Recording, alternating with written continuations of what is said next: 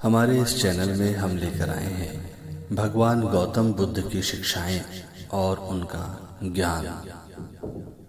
बुद्ध का जन्म एक राजा के यहाँ हुआ।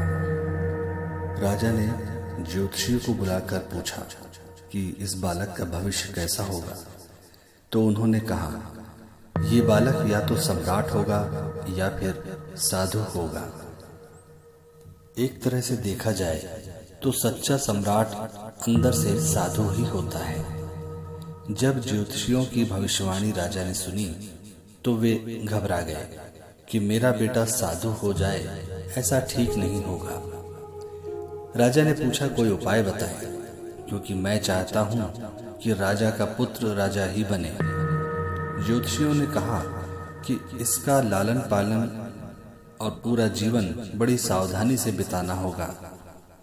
अर्थात आपका पुत्र सिद्धार्थ कभी किसी बूढ़े व्यक्ति को न देखे, कभी किसी बीमार व्यक्ति को न देखे और कभी किसी मरे हुए व्यक्ति को न देखे। जब तक ऐसा होगा तब तक वे राजा ही बने रहेंगे। अगर ऐसा नहीं हुआ तो वे साधु बन जाएंगे। राजा शुद्धोधन ने अपने पुत्र सिद्धार्थ के लिए बढ़िया से बढ़िया, बड़े से बड़े महल, अच्छे से अच्छा भोजन, दास दासियां और खाने पीने के सामान आदि वस्तुओं के ढेर लगा दिए थे। पिता ने पुत्र के लिए सुख सुविधाओं में इतना उलझा दिया कि उसे बाहर का संसार याद ही नहीं आया। शुद्धोधन ने समझ लिया कि अब इतने सुखों के आगे साधु बनने का प्रश्न ही उपस्थित नहीं होता। वे निश्चिंत हो गए थे। राजा शुद्धोधन ने बिल्कुल पक्की व्यवस्था कर रखी थी कि उनका पुत्र सिद्धार्थ जीवन में कभी भी वृद्ध, बीमार और मृतक व्यक्ति को देख न सके, क्योंकि वे अपने पुत्र को खोना नहीं चाहते थे। सिद्धार्थ का जीवन ऐश्वर्य और सुख सुविधाओं में बीत रहा था। उनके जवान होने पर एक सुंदर कन्या यशोधरा से उनका विवाह हो गया। विवाह हो जाने पर शुद्धोधन की आधी चिंता मिट गई। अब तो शादी हो गई, अब कहाँ जाएगा। अब तो मेरा पुत्र बंधन में बंध गया है। अब उसके कहीं जाने का प्रश्न ही नहीं उठता। 1 वर्ष बाद बेटे का जन्म भी हो गया। उसका नाम राहुल रखा गया। अब राजा शुद्धोधन को बिल्कुल पक्का विश्वास हो गया कि अब ये कहीं नहीं जा सकता। एक दिन सिद्धार्थ ने कहा, पिताजी, आज तक मैंने कभी अपनी राजधानी नहीं देखी। आपकी आज्ञा हो तो आज मैं राजधानी दिखाऊं। राजा ने कहा, हाँ हाँ, अवश्य जाओ, अपना शहर देख कर आओ। एक सारथी को भी साथ में भेजा गया कि जाओ, राजकुमार को राजधानी घुमा फिरा कर लाओ। फिर भी राजा ने चाक चौबंद इंतजाम कर रखा था कि कहीं कोई चूक ना हो जाए। सिद्धार्थ के लिए राजधानी के प्रमुख मार्ग खूब सजाए गए थे, पर घूमते घूमते सिद्धार्थ ने थोड़ा उल्टा मार्ग ले लिया। वे उस मार्ग से गुजरने लगे जहां पर तैयारी नहीं थी, और आज उनको बहुत आश्चर्य हुआ जब पहली बार उन्होंने एक बूढ़े आदमी को देखा। कमर झुकी हुई, पूरी चमड़ी में झुर्रियां पड़ी थीं। वो परेशानी और दुख से बेहाल था। उसकी चाल बहुत धीमी थी। बूढ़े की झुकी हुई कमर को देखकर सिद्धार्थ को एक झटका लगा और सारथी से उन्होंने पूछा, क्या एक दिन मैं भी बूढ़ा हो जाऊंगा? सारथी ने कहा, हाँ राजकुमार, हर व्यक्ति के जीवन में 3 अवस्थाएं आती हैं, बचपन, जवानी और बुढ़ापा। एक दिन आप भी बुढ़ापे की अवस्था में पहुंच जाएंगे। हे राजकुमार, ये संसार का नियम है।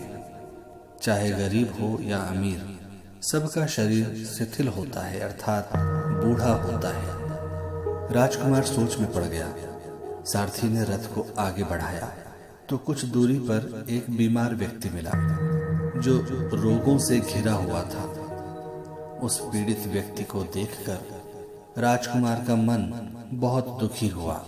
राजकुमार ने पूछा, इसको क्या हुआ है? सारथी ने कहा, ये व्यक्ति बीमार है, इसलिए कराह रहा है। इस संसार में दुख और सुख दोनों हैं। ये अपने अपने भाग्य की बात है कि कोई दुखी है और कोई सुखी है। क्या मैं भी कभी बीमार हो सकता हूँ? सारथी ने कहा, आप ये विचार अभी छोड़ दें। समय बड़ा बलवान होता है। ये सारी बातें कर्मों पर निर्भर करती हैं। चाहे राजा हो या रंग, सुख दुख सब आते हैं। अगर शरीर में कोई रोग आना है तो वो आएगा ही। ये सब सुनकर राजकुमार सोच में पड़ गया। सारथी ने रथ को कुछ आगे बढ़ाया तो सामने से 4 कंधों के ऊपर एक अर्थी को जाते हुए देखा। राजकुमार ने ऐसा पहली बार देखा था। उसने सारथी से पूछा, ये क्या है? सारथी ने कहा, ये आदमी मर गया है। जो व्यक्ति मर जाता है उसको बांधकर शमशान भूमि में ले जाते हैं, फिर वहां पर उसे जला दिया जाता है। राजकुमार ने कहा, क्या सबको मरना पड़ता है? हाँ, सबको मरना पड़ता है। ये मृत्यु लोक है राजकुमार। जो जन्म लेता है उसे कभी न कभी अवश्य ही मरना पड़ता है। तो इसका मतलब ये हुआ कि ठीक इसी तरह से एक दिन मुझे भी मरना होगा। मेरी देह भी मुर्दा हो जाएगी और मुझे भी 4 कंधों पर उठाकर ले जाया जाएगा। मुझे भी ऐसे ही रस्सियों से बांधा जाएगा। मेरे भी आगे पीछे घर के सदस्य रोएंगे, तड़पेंगे और जिस संसार को मैंने इकट्ठा किया है वो सारा का सारा मुझसे छूट जाएगा। इसका मतलब ये हुआ कि क्या एक दिन मैं भी मर जाऊंगा? क्या एक दिन यशोधरा भी मर जाएगी? क्या एक दिन मेरा राहुल भी मर जाएगा?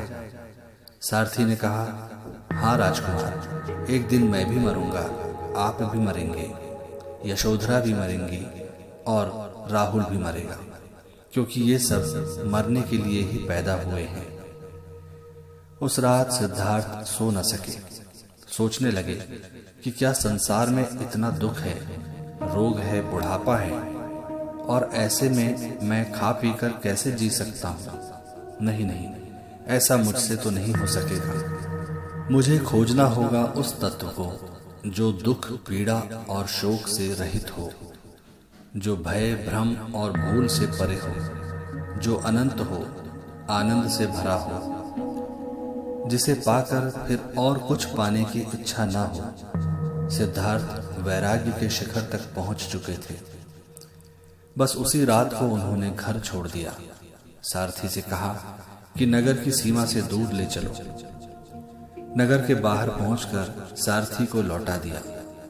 फिर कई दिनों तक वन में चलते गए। एक घने पीपल के वृक्ष के नीचे आसन लगाकर ध्यान में लीन हो गए।